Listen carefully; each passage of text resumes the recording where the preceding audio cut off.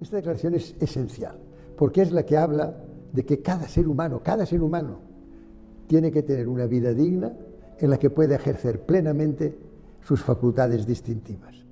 Este seminario de Cátedras UNESCO de Derechos Humanos, Cultura de Paz, Justicia Social y Género se enmarca dentro del 70 aniversario de la Declaración de los Derechos Humanos. En este seminario hemos querido reunir no solamente a las cátedras UNESCO, sino también a los centros UNESCO, a las escuelas asociadas y a todas aquellas iniciativas de la sociedad civil que están trabajando en el ámbito de los derechos humanos.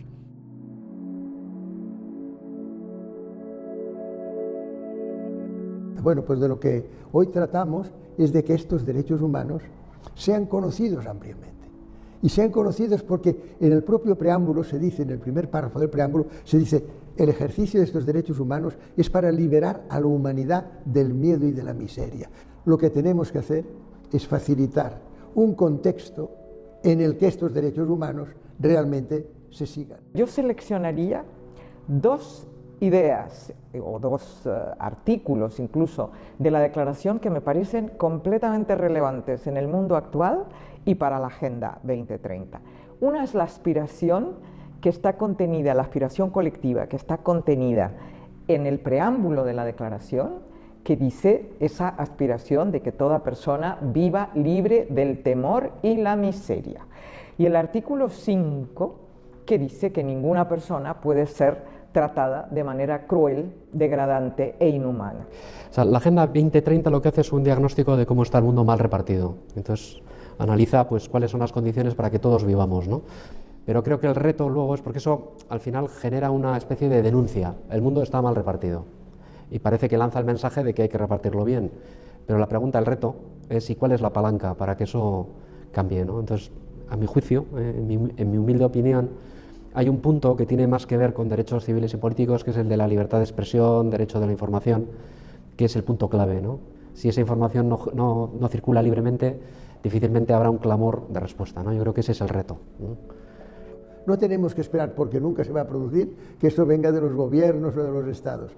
Tenemos que ser nosotros, los pueblos, los que ahora ya con voz digamos y proclamemos a todo el mundo y atraigamos sobre todo a la gente joven para la puesta en práctica de los derechos humanos.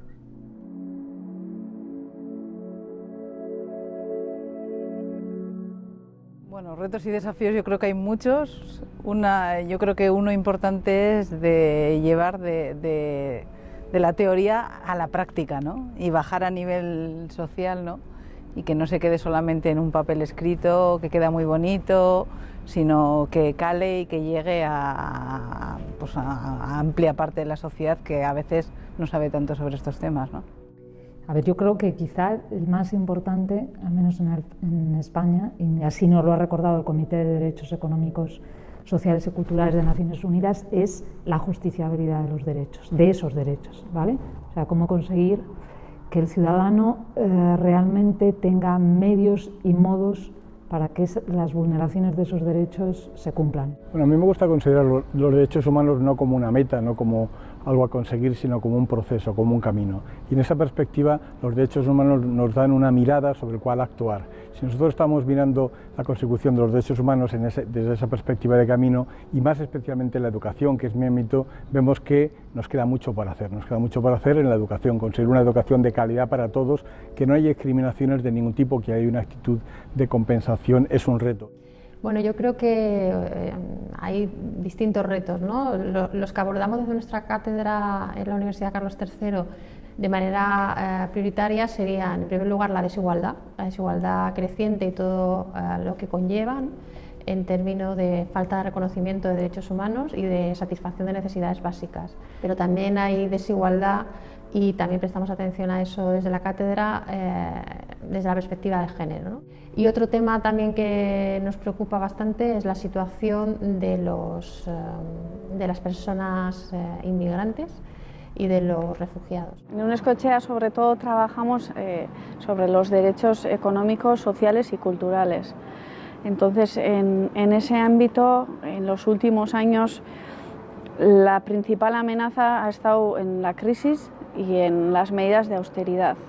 Sobre todo se han visto afectados pues pues los principales derechos, ¿no? De acceso a la salud, a la educación, etc. Y creemos que todavía hoy en día el reto está ahí, en trabajar para que se cumplan esos derechos. Me parece que los derechos humanos nunca se van a conseguir del todo porque cada vez que los alcanzamos ponemos metas más altas. A mí me parece que los derechos humanos es una forma de pensar la vida, de pensar nuestras actuaciones, de pensar la investigación, de pensar la docencia, y de esa perspectiva creo que es el camino y no tanto la meta.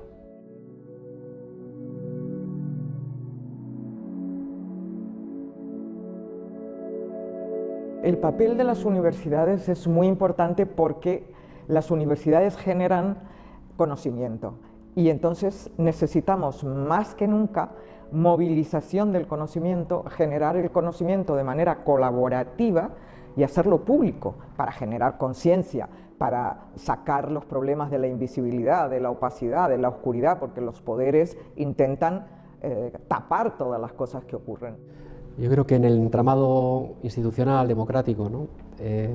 Existen elementos, vamos a decir, de independencia que podrían dar a veces claves de información que quizá no te las van a dar quienes pueden tener algo que perder si hay criterios de justicia que avanzan adelante, ¿no? Pues mire, cuando creé las cátedras UNESCO en el año 1992, siendo director general de la UNESCO, lo hice precisamente pensando que si hay alguien que debe movilizar a toda la sociedad, pero especialmente a los jóvenes, para que actúen en grandes clamores populares en favor de estos grandes objetivos de desarrollo sostenible, era la comunidad académica, la comunidad científica, la comunidad intelectual, la comunidad artística. Y pensé que era precisamente en las universidades donde todas estas comunidades confluyen, y pensé que creando estas cátedras UNESCO, cuya finalidad es la de construir la paz en la mente de los hombres y de las mujeres, o sea, de los seres humanos, yo pensé, digo, si lo hacemos en cátedras que tengan como misión precisamente la puesta en práctica de estos derechos humanos y de los objetivos de desarrollo sostenible. Bueno, nosotros intentamos estar en ese nivel social, es decir, trasladando un poco a la sociedad lo que desde otras organizaciones, instituciones o incluso desde los poderes públicos o desde la universidad se hace, ¿no? Ese es un poco el trabajo del foro. Bueno, la cátedra nuestra en el País Vasco nació con una vocación sobre todo de trabajar con los poderes públicos, ¿no? Entonces, el foco de orientación es hacia los poderes públicos, entendiendo por poderes públicos el Ejecutivo, pero también los parlamentos, etcétera, ¿no? Bueno, yo dirijo una cátedra que es de políticas de género e igualdad. Nuestra cátedra centra su trabajo sobre todo en la herramienta del enfoque de derechos humanos en políticas sociales y educativas. Yo trabajo sobre el tema de educación para la justicia social, dirigiendo un grupo de investigación, ahora la cátedra en educación para la justicia social, y nuestra perspectiva es que la educación es el medio para conseguir los derechos humanos. Principalmente trabajamos para sensibilizar a la sociedad y para contribuir a que las personas conozcamos los derechos humanos y que trabajemos para su consecución o para garantizarlos. Entonces se trata no solo de, y todo eso está muy bien, no solo de investigar en abstracto, sino de también documentar, en el caso del País Vasco, las violaciones de derechos humanos, ¿no? Procuramos que las políticas públicas, sobre todo las más cercanas a la ciudadanía, que serían las autonómicas y o las locales, ajusten sus medidas, sus objetivos, a los derechos humanos con los que están vinculadas. Estamos trabajando en construir una educación distinta que sirva para transformar el mundo y no para mantener las desigualdades.